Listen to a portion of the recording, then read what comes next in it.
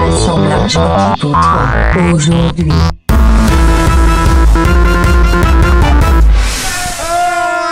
Ok. Bienvenue à Assemblage requis, Mathieu Plante. Aujourd'hui, c'est Frédéric Simon! Bonjour! Master Freds lui-même. Master Freds, Salut. 7. 7, oui. J'ai pas vu les 1 à 6, fait que j'ai... C'est ça, mais je suis le 7e premier du nom. Parfait.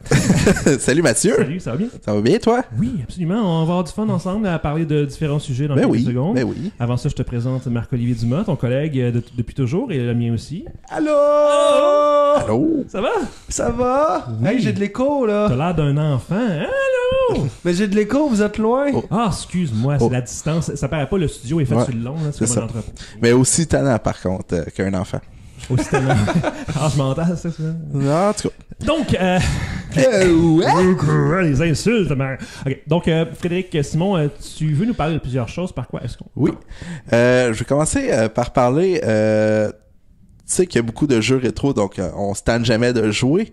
Jamais. Mais il y a une façon, depuis quelques années déjà, que les jeux se réinventent.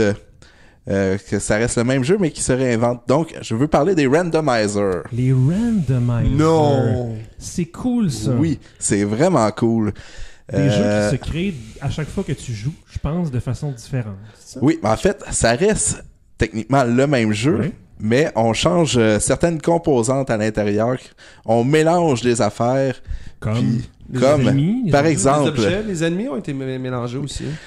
un exemple, en fait, l'exemple le plus commun, un des plus populaires aussi, c'est Zelda A Link to the Past sur Super Nintendo.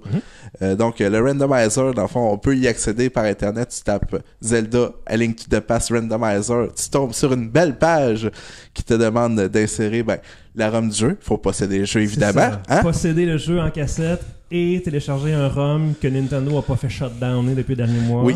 D'ailleurs, ça prend un ROM très précis. Ça prend la version 1.0 japonaise. Encore plus. Mais peut-être que les Japonais sont peut-être plus faciles à trouver que les versions américaines. Je sais pas, Nintendo là, a vraiment décidé de fermer plein de sites de Oui, mais Nintendo fait la chasse aux sorcières pour ce qui est de l'émulation. Ce qui on en a déjà parlé à de nombreuses occasions. Qui rendent donc disponibles. C'est ça. Consoles virtuelles, on va les acheter. Hein? J'ai acheté chaque jeu de Mario probablement 3-4 fois depuis que vous les vendez, Nintendo. Fait que tu sais, une fois de plus, une fois de moins. Hein? C'est ça. Mais bref, une fois que t'es possesseur T'as la langue de bleue tout à cause de ton kéto. Oui, c'est pas ça. Excuse-moi. Coupé! Non, je trouve ça drôle. On me laisse. Tu veux couper du bon matériel de même? Tu sais? On coupera pas, c'est rafraîchissant. David! Non, David fait un Ok. Essuyer. On va revenir. Donc, effectivement, on disait... De retour au sec. Au sexe! Au de retour au sexe! Au sec. Restons au sec. Oui, randomizer, Link to the Past, on disait qu'on pouvait changer les variantes, en fait. On peut mélanger les ennemis présents dans les donjons ou dans l'overworld. Ça, c'est la carte du monde. Oui, on peut changer la disposition des items dans les chests. En fait, c'est la Version de base. La version de base. L'idée principale du randomizer, c'est de trouver des nouvelles façons de faire le jeu, donc de mélanger les systèmes sur la carte, faire en sorte que tu passes pas par les mêmes chemins pour compléter le jeu. Et donc, tu peux aussi te retrouver à faire des affaires différemment, puisque tu as des systèmes que tu n'es pas censé avoir. Et tu peux pas les prédire d'avance, donc c'est comme un petit Exactement. challenge à chaque fois de Ça, à chaque fois, c'est un nouveau jeu, en quelque sorte. Mais tu peux aussi, il y a des versions qui sont sorties de plus en plus. Il y a le Key Sanity. Ok, pourquoi Key Sanity? Key Sanity. Les portes, c'est ça? En fait, dans la version de base, les clés, les objets importants dans les donjons, donc la carte, la boussole et la clé du donjon du boss, restaient dans les donjons. Les clés aussi de chaque donjon restaient. En effet. Individuellement. Oui, c'est ça. Dans le fond, c'était mélangé. les donjons dans le jeu normal avaient 2, 3, 4 items supplémentaires. On monte jusqu'à 6 une fois. Chaque donjon ont de base l'arme dans le jeu de base. Et les donjons vont avoir parfois plusieurs coffres avec de l'argent, par exemple, dedans. qui sont ouvrables. Donc, c'est ces coffres-là, ces coffres de base-là, donc avec l'arme du donjon, avec l'item du donjon, ou avec les rubis dedans qui vont être mélangés dans le randomizer. Tandis que dans le mode Key Sanity, il n'y a plus de... le jeu a toujours une logique. Il est toujours possible de compléter le jeu sans glitch, à moins d'activer cette option aussi. Parce que tu peux faire avec des glitches mineurs ou majeurs. Donc, tu vas devoir clipper dans les murs pour compléter le jeu. C'est possible. N'importe quel mur. Pas un mur spécifique. Genre, en fait, il y a des glitches qui sont connus de la communauté, qui sont acceptés, qui sont intégrés à la logique pour compléter le jeu. Mais bon, ça, c'est une autre paire de manches. Moi, je suis pas rendu là. C'est next level, comment ça, là? Mais avec le Key Sanity, on explose les possibilités puisque les clés peuvent se retrouver n'importe où sur la carte, pas uniquement dans les donjons. Mais dans un ordre où tu vas avancer dans cet ordre-là. C'est-à-dire que tu peux aller dans Eastern Palace pour trouver les clés de Ice Palace. Oh! Okay. Et donc, tu dois gérer tes clés pour faire en sorte de compléter les donjons. Parce que si tu pognes s'il y a une clé qui a été modifiée puis qui est plus loin dans le jeu, mais tu as besoin de cette clé-là pour pouvoir continuer le jeu. Le genre de choses qui pourraient arriver, par exemple, c'est que tu as besoin d'une clé. Tu es rendu à la Ganon's Tower. Tu as besoin d'une clé pour avancer, mais avec le Key Sanity, il n'y a pas de clé dans la Ganon's Tower. Fait que ça va pouvoir peut-être t'ouvrir une clé dans un donjon que tu n'as pas eu besoin de faire et aller chercher. Et dans le pire scénario possible, il va falloir que tu ailles chercher sur le piédestal avec la grosse clé du Ganon's Tower. Ça pourrait être un des pires cas qui pourrait arriver. Parce que généralement, l'objectif du randomizer reste quand même de battre Ganon. Pour ce faire, il faut ramasser les 7 cristaux. Mais les 7 cristaux, t'es pas nécessairement obligé de faire les 3 pendentifs avant pour avoir accès à la Master Sword ou n'importe quel objet qui va te débarrer l'entrée du donjon en question. Donc, c'est comme un hasard contrôlé. C'est un hasard contrôlé. Dans ces hasards-là pour pas que ça te fasse que tu puisses pas finir le jeu. Exact, là, c'est vraiment contrôlé. Okay. Mais ça, le Key Sanity, c'est un mode de jeu, mais il y en a d'autres, comme l'Entrance Randomizer. Ça... OK. Tu rentres dans une maison, tu te retrouves dans un donjon. C'est pas ça va te mener où, ok. Exactement. Ouais. Donc, toutes les entrées, les sorties... en fait, si tu ressors par la même porte, tu vas te retrouver au même endroit. Là. Une chance. Mais en fait, toutes les entrées vont te mener à un endroit spécifique du jeu. Donc, c'est toutes des warps. Wow! Donc, il faut que le jeu, encore une fois, tout à fait battable. Tout à fait battable. Contrôler. Faut que tu travailles ta mémoire, surtout. Ta mémoire, ok, parce que ça va... Faut que tu te souviennes quelle porte t'amène où. Parce que cette porte-là va tout le temps t'amener à la même place dans cette version-là. Ok, je comprends. Ça aurait pu être genre n'importe quel donjon du jeu qui te pointe à chaque fois que tu rentres dans la même porte. Ça aurait été fou, là. Tu peux pas. En effet. Ouais. Puis, pour les plus crinqués, t'as des versions qui rendent le jeu encore plus difficile. Donc, tu peux le faire le jeu en swordless, donc pas d'épée. Tu peux le faire, dans le fond, en mode difficile ou en mode extrême. Donc, le bassin d'items va changer. Donc, moins de corps de cœur disponibles, moins de cœurs complets. Il n'y a pas d'upgrade, il n'y a pas d'armure bleue, pas d'armure rouge. Donc, pas de magie. Pas de magie. Ça rend le tout difficile. Comme c'était pas assez tough de même pour quelqu'un qui a pas joué 1000 fois. Hein? Ouais. Mais bon, maintenant on devient bon puis on essaie de se trouver des challenges, mais c'est ça. Wow. Donc ça englobe, ça effleure les possibilités de Link to the Past Randomizer, mais il y a bien d'autres jeux aussi. Ouais. Le premier, on en discutait, Marc-Olivier et moi, probablement Super Metroid qui a eu la première version de Randomizer. Donc encore une fois, le même principe. Dans ce cas-ci, les boss sont pas mélangés. Les boss, dans Super Metroid, les boss ne sont pas les mélangés. Et je ne sais plus si c'est le cas, mais dans les premières versions du Randomizer, les Major Items qu'ils appelaient étaient mélangés entre eux et les Minor Items étaient mélangés entre eux. Donc ça faisait un Randomizer un peu différent. Par catégorie. C'est ça, il y avait quand même une logique, mais là je pense que ça l'a peut-être changé un peu dans les dernières versions. Et parlant de Super Metroid, il y a un beau randomizer combo. Oui, en fait c'est exactement là où je voulais en venir, puisque C'est comme si vous vous connaissiez, peut-être ça. Parce que, tu sais, si tu aimes Zelda, si tu aimes Super Metroid, mais pourquoi ne pas faire les deux en même temps? Oui, c'est sûr. Parce que, effectivement, c'est maintenant possible. Il y a un randomizer qui existe qui mélange les deux jeux. Donc, tu peux retrouver des items de Zelda dans Super Metroid et l'inverse est aussi possible. Est-ce que, comme c'est quoi, c'est Metroidvania que vous parlez tout le temps, là, qui mélange Metroid puis Castlevania? C'est comme En fait, mais Metroid, c'est un genre, Metroidvania. Là. C'est vraiment un genre qui est construit dans le même genre que ce que Metroid fait. Donc, des mondes, en parenthèse, ouverts un peu avec des puzzles, avec du backtracking, tout ça. Là, c'est vraiment différent. Là. On parle d'un randomizer qui mélange les deux jeux. Là. On les pas deux ça jeux. Un Zeldoid quand même. Non. C'est les deux jeux sont mélangés ensemble. Il y a 4 portes d'entrée dans Zelda qui vont t'amener dans Super Metroid, puis ces mêmes portes-là vont te ramener à Zelda. Là. À des endroits différents. Ah, wow. Donc, oui, tu rentres par le marécage en Zelda, tu te retrouves à un tel endroit dans Super Metroid pour compléter le jeu. Le but, c'est de finir les deux jeux, finalement. Avec un boss ou 2 boss à la fin, après? Faut battre Ganon et Mother Brain. Wow! Faut que tu battes les 7 cristaux de Zelda, les 4 boss de Super Metroid, Mother Brain avec l'Escape et Ganon. Et ça, faut être les 2 ROM, j'imagine, des 2 jeux indépendamment? Ou? Je sais pas comment lui fonctionne. En fait, ben moi non plus parce que je l'ai jamais essayé parce que je suis pas un professionnel de Super Metroid assez pour connaître les emplacements pour le faire. Tu regardes les gens. Oui, j'aime beaucoup les regarder. Généralement, quand tu commences à te débrouiller, ça tourne autour de 3h, 3h30, faire le tour de SMZ3 qui appelle. Okay. Donc le combo des deux. Il y en a qui vont le faire même en bas de 3 heures, donc c'est vraiment impressionnant.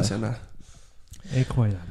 Mais il n'y a pas juste le 2D qui permet le randomizer, puis de plus en plus, on voit des jeux qui font la réapparition dans ce mode-là, puis c'est de plus en plus attendu. Dans la dernière année surtout, il y a Ocarina of Time, Zelda Ocarina of Time, qui a fait son apparition dans le monde du randomizer. Même principe, donc on peut retrouver des objets spécifiques à un donjon dans un autre donjon. Débloquer des chemins qui sont pas possibles parce que tu as des objets plus tôt. Donc le jeu se fait dans un tout autre ordre, puis ça rend le tout vraiment amusant. Est-ce que combien vous payez pour un Zelda Maker, mettons? Je sors du sujet là. Oh. Des genres de Maker, là, Zelda Maker. Ouais, tu sais, fabriquer ton propre jeu de Zelda. Mais tu sais, faire un donjon, ça serait vraiment cool. Ça serait cool, mais je me dis à quel point ça serait difficile. Je regarde les Mario Maker et je me dis à quel point le monde sont tarés. Je me demande qu'est-ce que ça donnerait avec Zelda, avec tous les puzzles qui peuvent se créer. Un bon puzzle, je serais prêt à payer, mais combien de bons puzzles on aurait réellement? Je sais pas, parce qu'on dirait que ça m'intrigue, ce concept-là de modifier les jeux. Tu sais, Randomizer, bon, il y a un élément de machine, on s'entend, mais d'autres jeux qui sont créés par des gens comme vous et moi. Des fangames, il y en a. Il y en a de plus en plus. Je veux dire, à Link to the Past, plusieurs fangames avec ses propres puzzles, tout ça. D'ailleurs, il y en a un que je veux essayer depuis longtemps, que ça donne pas. Parallel World, peut-être? Non, c'est celui avec Conker's Bad Freddy. Ok. C'est un ami à nous qui jouait, qui m'a conseillé celui-là, puis j'ai le goût de l'essayer. Et même, à un moment donné, t'es dans une académie Jedi, puis le boss, c'est Blind, avec Duel of Fate. La chanson du combat entre Qui-Gon Jinn, Obi-Wan Kenobi, puis dans Star Wars. Dans Star Wars.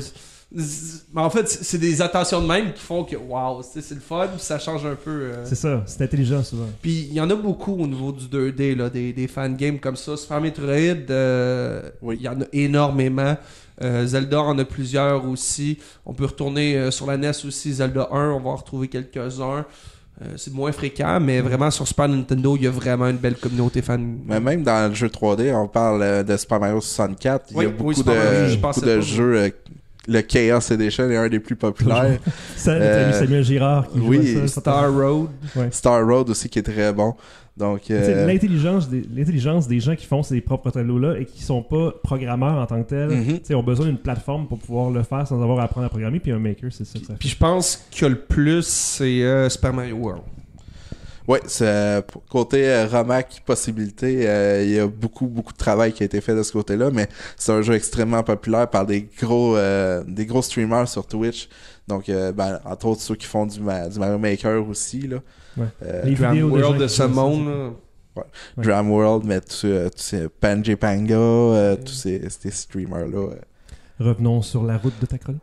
Oui, donc Randomizer, parce que évidemment, il n'y a pas juste le style de Zelda ou de Super Metroid qui peuvent intéresser les gens, mais Final Fantasy aussi a ses propres randomizers. Et j'ai récemment accroché sur le Free Enterprise de Final Fantasy 4 ou Final Fantasy 2 en Amérique du Nord. Non, ça, on embarque pas là-dedans. Pour faire une histoire courte, on a eu Final Fantasy 1 sur Nintendo ici en Amérique du Nord parce que c'était censé être le dernier jeu de cette compagnie-là. Mais finalement, ça a tellement bien pogné qu'au Japon, on a décidé de faire un deuxième puis un troisième sur Nintendo avant que nous, sur Super Nintendo, on ait le deuxième, qui est en fait le quatrième. Ouais. C'est pas tout ça, là. C'est pas on a tout. sauté le 5e aussi. Parce qu'il y a eu un 5e aussi au Japon qu'on n'a pas eu ici. Mais il y a eu un 6e au Japon qu'on a eu ici. Mais nous autres, c'est le 3e. Pis ceux qui ont des chiffres romains, puis que c'est le 10, mais c'est le 10-3, puis... Ben là, ça, c'est un autre paire de manches. Parce qu'à partir du 6e, là, on a commencé à suivre la série. Donc, 7 qui est sorti sur PlayStation. Fait qu'ici, ça a skippé des Ouais, c'est ça, fait qu'on a Final Fantasy 1, 2, 3, 7! Oh, ok. Ouais, c'est ça. On n'a pas de... En fait, il est sorti des nouvelles versions, par exemple. Il y a le Final Fantasy 3 sur DS, qui est le vrai Final Fantasy. Juste pour nous mêler encore plus, hein.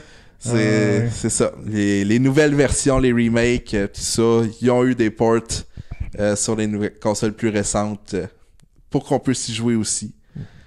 Mais bon. C'est comme The Lost Levels de Super Mario Bros. Ouais. Ouais. Pour revenir à Final Fantasy 4 Free Enterprise. C'est fun de s'éloigner comme ça. J'ai accroché récemment sur ce jeu-là. J'avais vu au DreamHack en septembre l'année dernière par un runner québécois, en fait, Mart SR. Puis j'avais vraiment aimé ça. Puis il s'est organisé une ligue amicale par un autre streamer québécois. Puis j'ai décidé de me lancer là-dedans sans connaître le jeu au préalable. Fait que j'ai appris pendant un mois, j'ai joué beaucoup. Puis ben écoute, ça permet de découvrir un peu l'univers de Final Fantasy, mais en même temps... Tu connaissais pas tellement l'univers du tout. Ben j'ai joué à quelques jeux sans connaître nécessairement tous les jeux. Puis ça permet de jouer un bon RPG sans avoir à passer des heures sur un RPG. Puisque la version randomizer permet de finir le jeu relativement plus rapidement. Donc, ça une run tout dépendamment des possibilités que le randomizer t'offre, parce que, encore une fois, l'éventail est assez grand, que ça va de changer les key items de place à tout est mélangé, finalement, là. Ben, une run peut durer entre 45 minutes et 5 heures, tu sais. Puis des fois plus si il y a des modes vraiment extrêmes qui font en sorte qu'il faut que tu gères ton expérience. Rendu là, c'est poussé, là. Ils appellent ça une seed catastrophique. Que tu gères ton expérience. Oui. Donc, il y a... Tu veux qu'il explique c'est quoi gérer son expérience? Ben, un peu. Le fait que tu peux pas mettre les encounters, donc tu peux pas rencontrer de monstres nécessairement dans la nature. Ça peut être mis à off. Les boss donnent pas de bonus d'XP nécessairement. Ce qui fait en sorte que pour battre le boss de la fin, tu vas avoir besoin... En fait, tu pourras pas avoir tes 5 personnages vivants.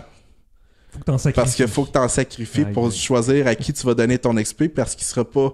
En fait, l'XP est divisé entre les personnages et n'est pas donné à tous les personnages. Ouais. C'est le but d'une catacide. Donc, voilà. T'sais, on appelle pas ça une catastrophe pour rien. Ça va-tu être la finale, ça?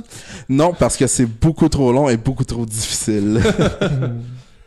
Ça fait pas mal le tour du randomizer, mais en fait, j'espère avoir donné le goût à certains de se lancer là-dedans. C'est vraiment plaisant. Parce que oui, ouais. Prochain sujet, y a-t-il d'autres choses? Attends, je veux juste rajouter oui, une chose sur les randomizers, surtout sur la Link to the Past. Ce qui est le fun aussi, c'est que de plus en plus, il y a des programmes aussi qui existent. Puis moi puis Fred, on avait fait une course en novembre dernier en coop. Donc, on était chacun sur notre émulateur. On jouait chacun notre seed. Ben, on avait la même seed.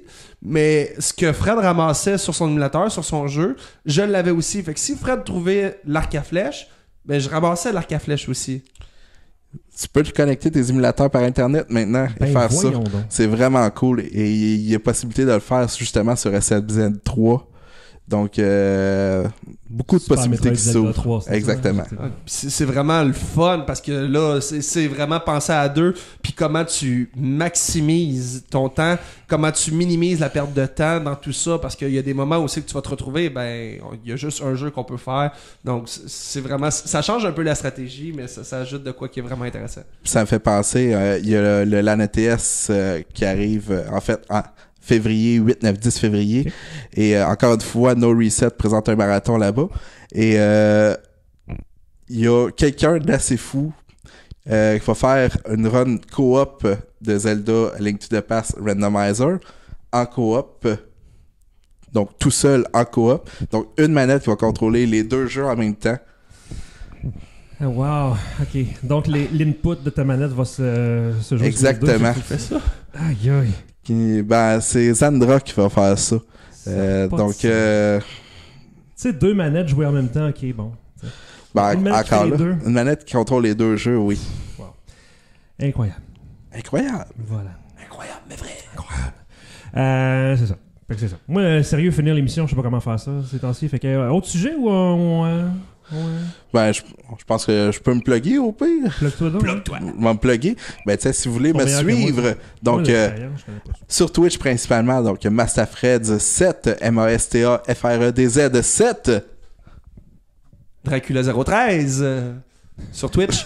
Je suis pas sur Twitch. Plante.mathieu à gmail.com. Je viens de changer de courriel. Ça m'a pris du temps. J'y passe encore. Regarde, je vais te dire comment tu finis ton émission. On se voit la prochaine fois. Like and subscribe. Bye. Ah oui, la petite cloche. Ding, ding, ding, ding, ding. Bye. Assemblage pour toi aujourd'hui.